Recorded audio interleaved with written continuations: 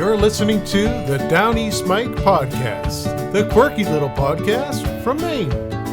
And now, your host, Downeast Mike. Why, good morning. Good morning, everybody. Is it morning? I think it's morning still. This is Downeast Mike of the world-famous Downeast Mike podcast, coming to you somewhat live from Downeast Maine. Today is Wednesday, June 19th, 2024. I hope you're having a good day. Our motto here is some of this is whimsy, and some of it's true, and the interpretation of it all is entirely up to you. We thank our crew working tirelessly behind the scenes to keep us on our toes and active. And in turn, we keep their food dish full and their watering dish full. It's hot today. It's really hot in Downeast Maine. And later on, I think maybe there's going to be a comedy skit or two about the weather, about how hot it is. And, no mean words here on the Downeast Mike podcast, just wholesome goodness from Downeast Maine. You'll find that, just wholesome goodness. And literally an historical, literary, auditory candy store. We ask if you heard the bells when you came in. There's some bells over there that might ring. In today's episode, I hope it's not like too soon, but we're going to revisit Father's Day. There's something we want to talk about there on Father's Day. And then, of course, it'll come around again next year. Weather modification from 1976. That's an interesting story. Downeast Dolphin stranding. The dolphins got stranded there. And a Maine mammal of the moment, returning to our roots here on the Downeast Mike podcast. Illness of the instant. We do have one, actually. It's ticket scratcher scritch. And that is, it's not something to be taken lightly, but something you would encounter if you or a loved one was addicted to playing scratch tickets from the Maine State Lottery. Now, the scritch comes in is if you haven't scratched a ticket, say for 3 or 4 hours, your hand will just start moving in that motion. And in those of you that scritchers, that club out there that know what I'm talking about, the ticket scratcher scritch, it's the absence of a scratch ticket, and yet your hand is still moving. Not something to be taken lightly. Painful, and painful to witness. Oh, well, we hit our monitor there. It's a dramatic scene, dramatic change of scene. That's what I'm saying, like we're almost live with this thing. Let's go back to 1976 on this day. The U.S. ambassador and his aide were slain in Beirut. The U.S. ambassador to Lebanon and his economic counselor were shot to death Wednesday while crossing the no man's land that divides war-torn Beirut. Nothing has changed over there. In Washington, President Ford termed the deaths an assassination during a mission of peace. Sad news out of Beirut on this day in 1976. Looking at Father's Day, the fathers of the famous are often unknown was the title of this story. And what do you know about George Washington's father, or Hitler's, or Beethoven's, or Pope John's? And what did Ben Franklin and Shakespeare say about their dads? Indeed, what did they say? Just ahead of Father's Day, this is a little bit behind the times, researcher Sally Hopkins of Hallmark Cards. Do you remember Hallmark Cards when you used to send and receive those? She's uncovered some fascinating facts about the oft-forgotten fathers of famous men. For instance, the father of the country was Augustine Washington, and he was an educated, English-educated Virginia landowner who died when George was only 11. And perhaps it was William Shakespeare's father, John, who was a butcher by trade, who inspired his son to write. He said, "If I chance to talk a little wild, forgive me. I had it from my father." Who else do we have here? Composer Ludwig van Beethoven had a father who was an unsuccessful tenor singer, and I think we all have one of those in our lives. According to Ms. Hopkins, He was bad-tempered and rarely sober, but insisted upon his son learning music at the age of 5. And at 15, Beethoven was supporting his family. Yeah, you better do that. Benjamin Franklin's father was named Joshua, and he emigrated from England to Boston in 1685 and became a maker of soap and candles. Ben describes him affectionately. He was of middle stature, very strong. He was ingenious, could write prettily, was skilled a bit in music, and had a clear, pleasing voice. He had a mechanical genius, too, but his great excellence lay in prudential matters, both in private and public affairs, like father, like son. By contrast, these words are by Sir William Wilde's playwright offspring Oscar Wilde. Fathers should be neither seen nor heard, and that is the proper basis for family life. We want another father here. Let's see, who else do we have in there? The English poet Tennyson, one of 12 children born to his stern clergyman father George, once wrote, "How many a father I have seen, a sober man among his boys, whose youth was full of foolish noise." Other famous men with little-known fathers include Thomas Jefferson, whose father Peter was a civil engineer working for the British government. Pope John, whatever it was, 23rd. He was born Angelo Giuseppe Roncalli, who took his papal name from his father John. Bing Crosby, he was the son of a bookkeeper in a Tacoma pickle factory, of all places. Mark Twain, his father Judge Clemens, was a Tennessee storekeeper and a lawyer. Movie director Alfred Hitchcock was the son of William Hitchcock, a London fruit merchant. What else? Charles Dickens, whose father John was a debt-ridden naval pay clerk and supposedly the model for, I can't quite read that, Macabre, in David Copperfield, and former President Richard Nixon, whose father Francis had a lemon farm in California. That really sucks. That's enough about the father stuff. Okay, weather modifications from 1976. The hurricane tamers aim at East Pacific storms, encouraged by new findings suggesting cloud seeding can tame hurricanes. Government researchers hope to move Project Storm Fury. That sounds like one of those Avenger movies, Project Storm Fury. They want to move it from the Atlantic Ocean to the Eastern Pacific to develop techniques to suppress dangerous tropical storms. Dr. Robert White, who's the head of the National Oceanic and Atmospheric Administration, we know it as NOAA, of course, said that reconnaissance flights are expected to begin this fall off the west coast of Mexico, and they want to see if hurricanes in that area are suitable for seeding experiments. If they are, then the government would consult with Mexico before beginning seeding. Hello, Mexico, we're about ready to seed your clouds. Scientists at first wanted to experiment with cyclones in the western Pacific, but those plans were dropped after the Chinese government and some Japanese officials objected. I wonder why. White said in an interview that the Pacific is a better place to carry out storm suppression experiments than the Atlantic because there are more mature storms there that meet the seeding requirements. What else do they have on that? Last year was the first year we had the technical capability to take the combined cloud physics, air-sea interaction, and turbulence measurements we need in hurricanes. Nice to know they were working on that in 1975 and 76. Back on this day, we had a sniper on the Maine Turnpike out of Wells, Maine.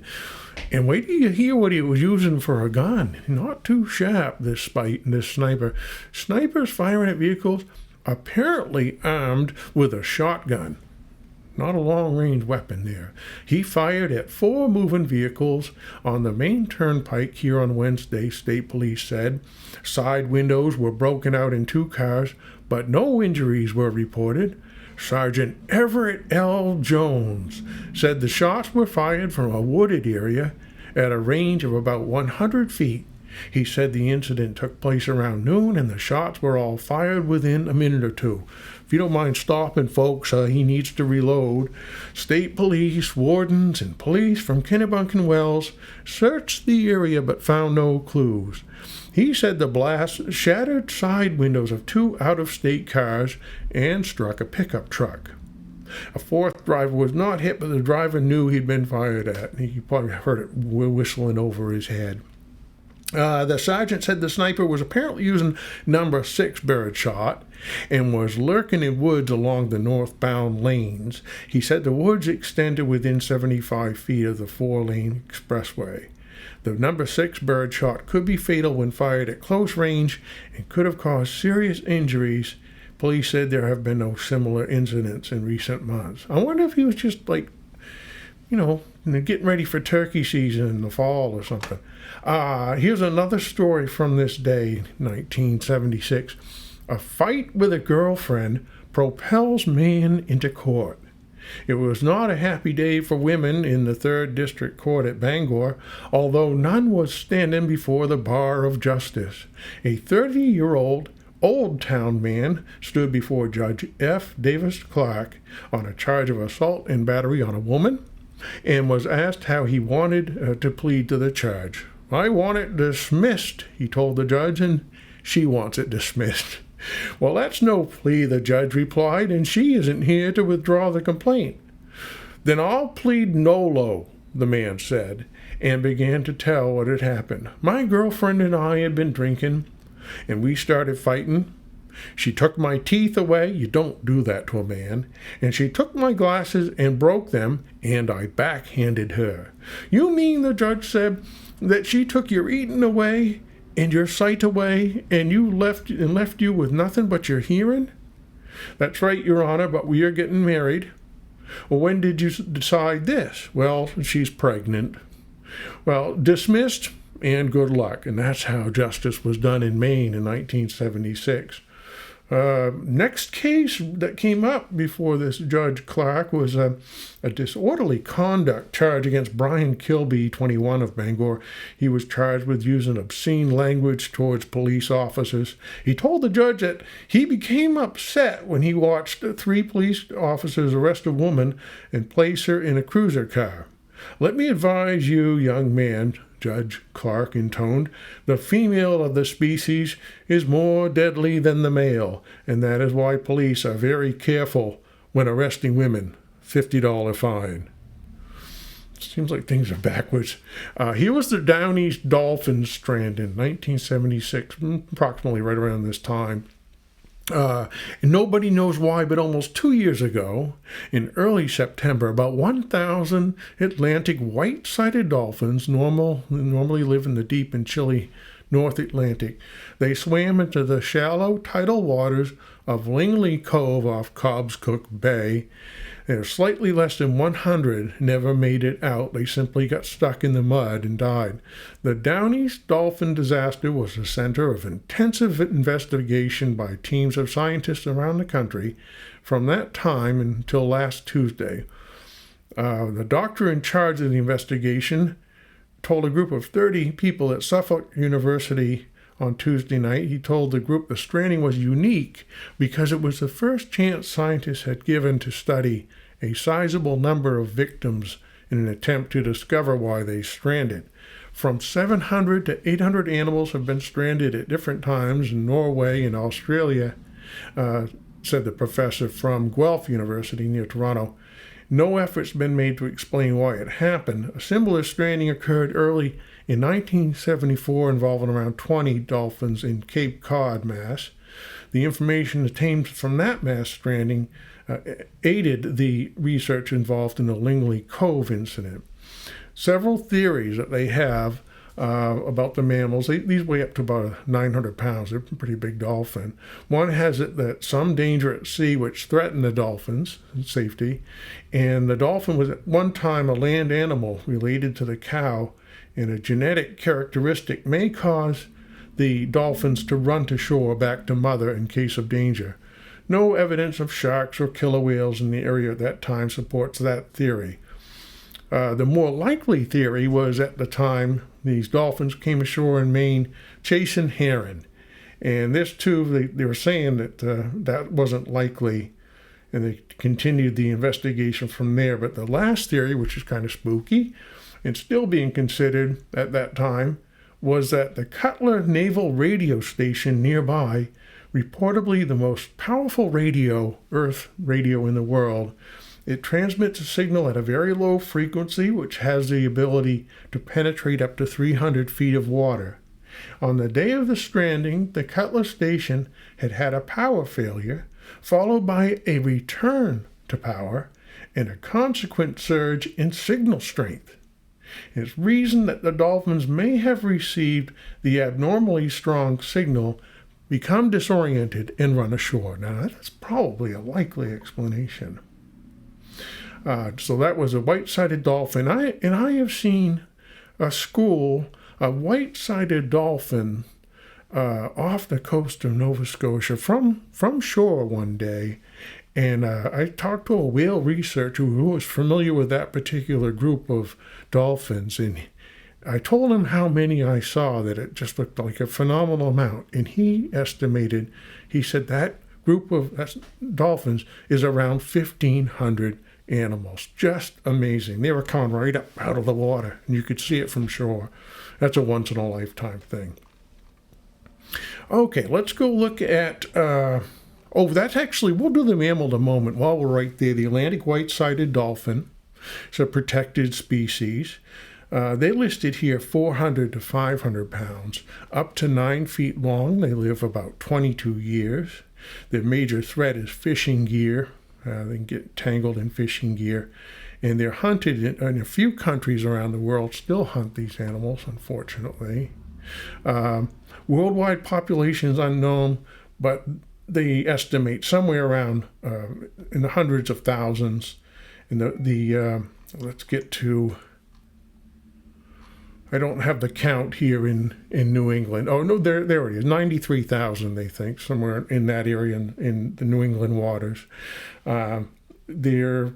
already did that, 8 to 9 feet.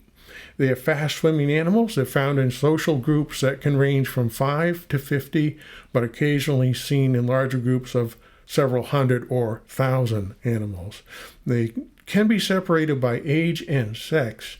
They're sometimes seen in mixed schools with other whales, white-beaked dolphins, bottlenose dolphins, pilot whales, fin whales, and humpback whales. So they're a very social creature. They're often engaged in acrobatic activity, breaching and jumping at the surface, and that's what I witnessed. They're capable of holding their breath for at least 4 minutes, and they dive to feed on small schooling and bottom fish, so cod, hake, herring, mackerel, smelt, and sand lance.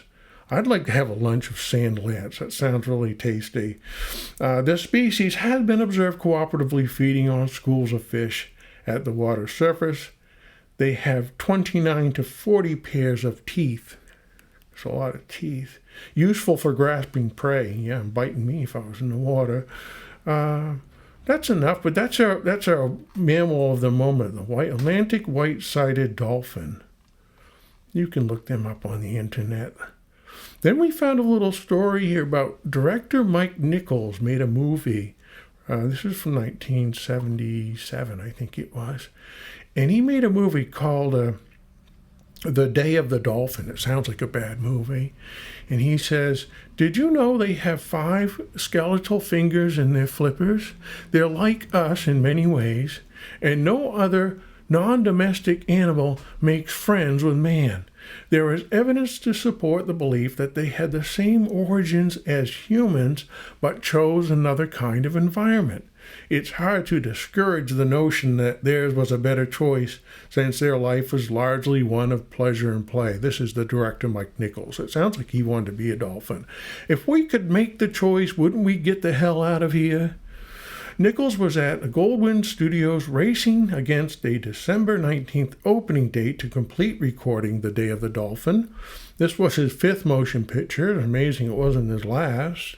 He describes it as an adventure story, and it's an obvious change of pace for him. After Who's Afraid of Virginia Woolf, The Graduate, catch-22 and carnal knowledge, Michaels was seeking a vehicle without social comment and without a satiric view of people. He found it in Robert Merle's novel about a behaviorist scientist who makes a breakthrough in communicating with a dolphin, which is then taken over by government agents for an assassination attempt. Of course. Nichols spent 4 months filming Day of the Dolphin on the island of Abaco in the Bahamas with stars George C. Scott, he's always been on the fringe there, and his wife Trish Van Devere.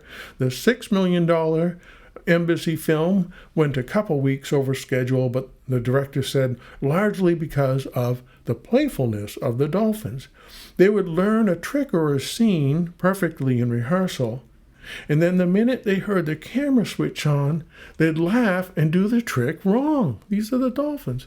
We'd turn off the camera and they'd perform the trick perfectly again. They had like UFO behavior. Their favorite trick was to rearrange the underwater lights after they had all been adjusted. Another stunt was to systematically splash every member of the company. Dolphins, of course, can leap out of the water and re-enter it without a splash, but ours would do belly flops, so they would drench the humans. The leading dolphin, a male named Buck, discovered a prank that bedeviled the movie workers. He wrapped himself in ropes and cables and started making choking sounds. As soon as the alarmed workers began leaping in the water to rescue him, Buck freed himself with vast amusement. Nichols commended Scott for his patience, George C. Scott. He stayed in the water until he was wrinkled as a prune, waiting for Buck to get into the mood. The dolphin was devoted to both Scott and his wife, said Nichols, but one day he wouldn't go near either of them. Scott couldn't understand the reason until he remembered that he and Trish had had a squabble the night before. The intelligence of the dolphin is eerie, said the director, citing an experiment in which a dolphin learned to obtain food by going through an intricate pattern of maneuvers. Another dolphin was placed in the same tank and could perform the maneuvers immediately. Presumably, they got the information from the first dolphin.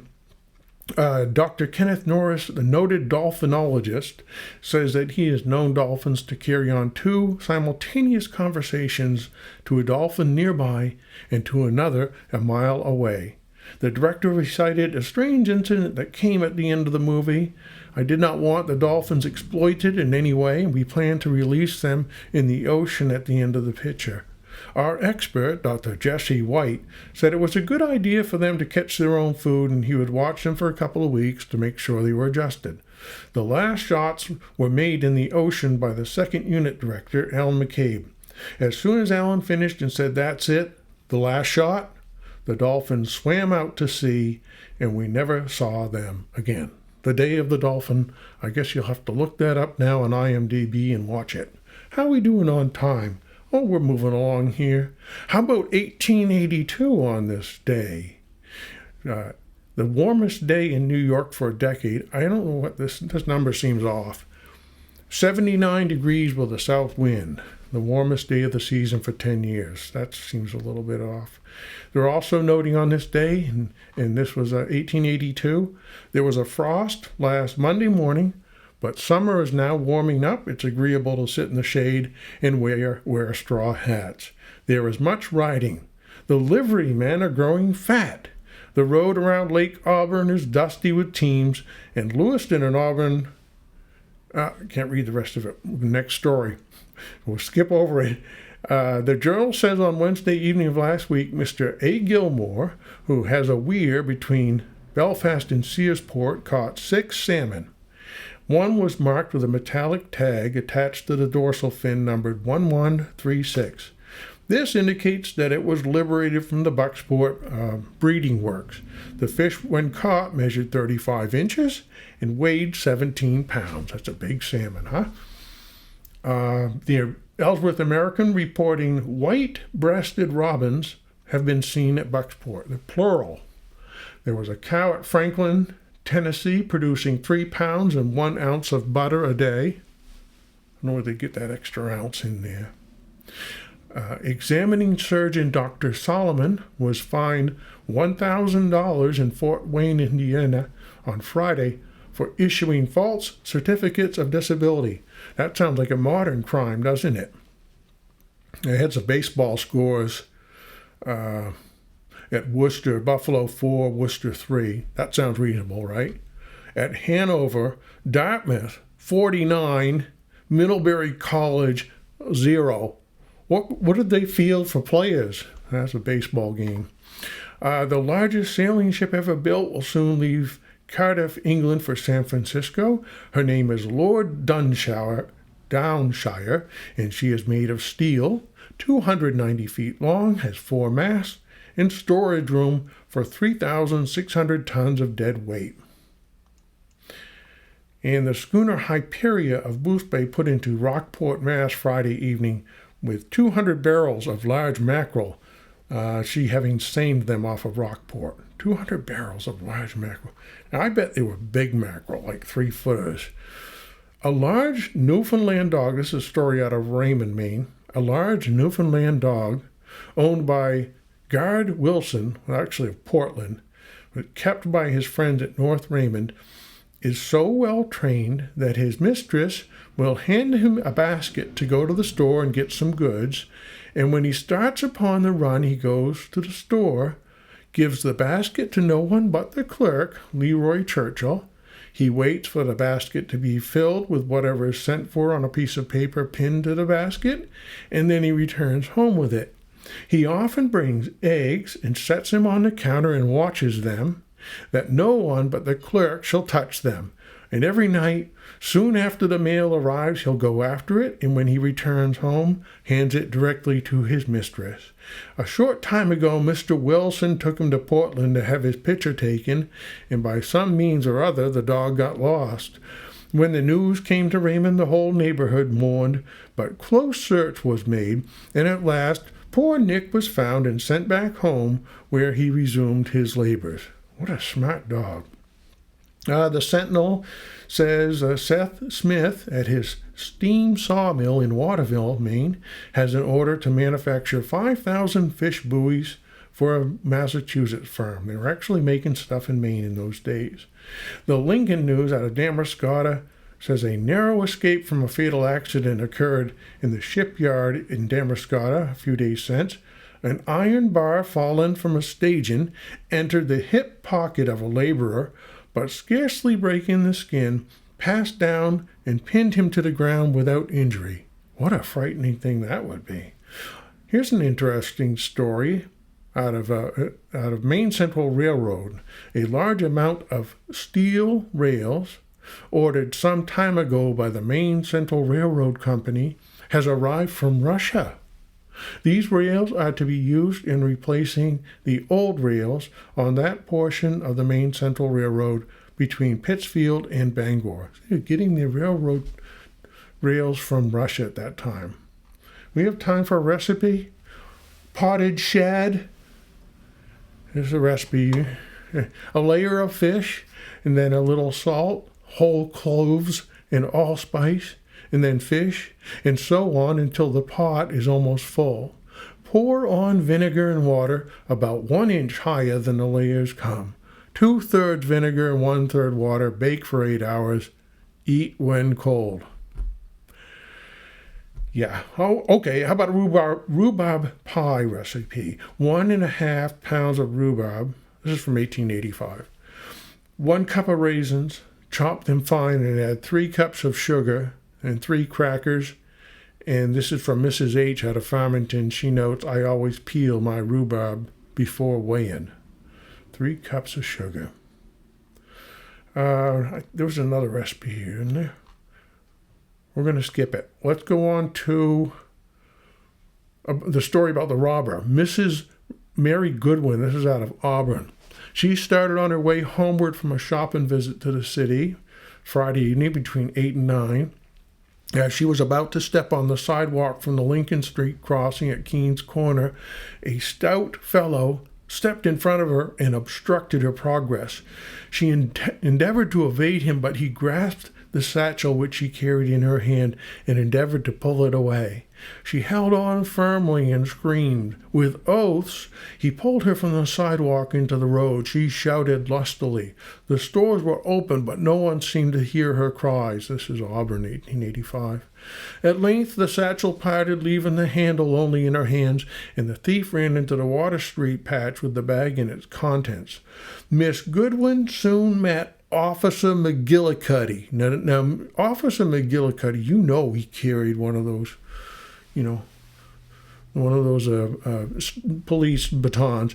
And Officer McGillicuddy, she told him the story. She said that she had one $10 bill, 2 silver quarters, 4 5-cent pieces, 5 coppers, and a 2-cent piece. She described the thief quite readily, and the description was so perfect that the officers felt warranted in arresting James Haley, a young fellow who had made their acquaintance several times previously. He's a known offender. And they found on his person a brass ring corresponding exactly with the one that still hung on the handle of Miss Goodwin's satchel. More than that, he had in his pocket 2 quarters, 4 5-cent pieces. They kind of basically everything that was in Mrs. Goodwin's purse and her satchel. The $10 bill that was not found. That's it. Oh, they did describe him, though. He was short, thick-set, red-faced boy of about 17 years. And the police said there'd be no more reports of snatch thieving on Lower Main Street. Well, we kind of round out the podcast with that. I think that's all we need. It's going to be a hot one today. Until next time, this is Downeast Mike, hoping you and your loved ones have a day that is full of grace, love, and kindness. We'll see you.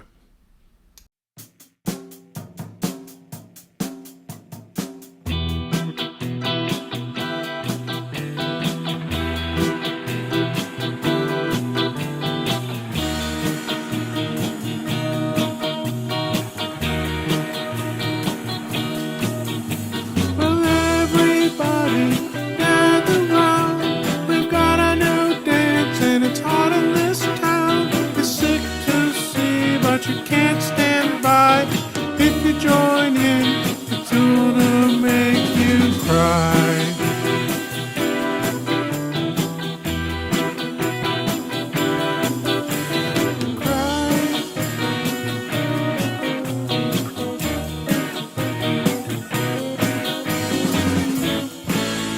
Everybody's getting seasick. Everybody gets seasick. Seasick now.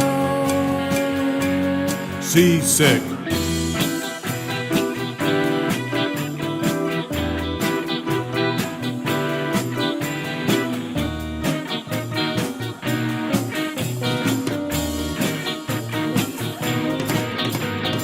Everybody's got a toll to pay, like you on a boat, but the deck begins to sway.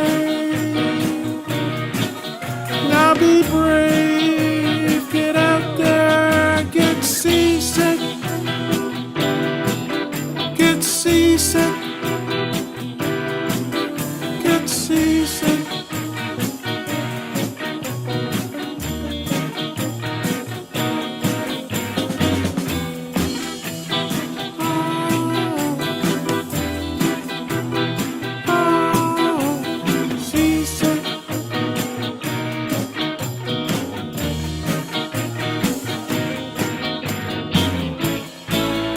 Everybody getting seasick.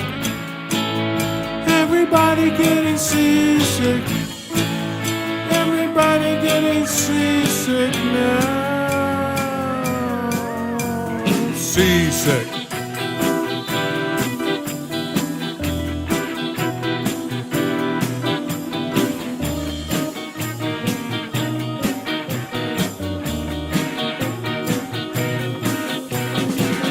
Some plaid, you'll be glad. Roll up your pants and kick the stands.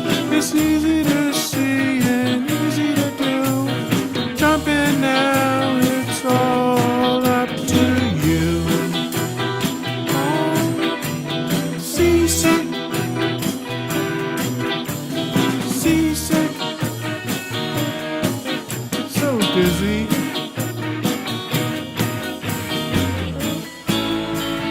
Everybody getting seasick. Everybody getting seasick. Everybody getting seasick now.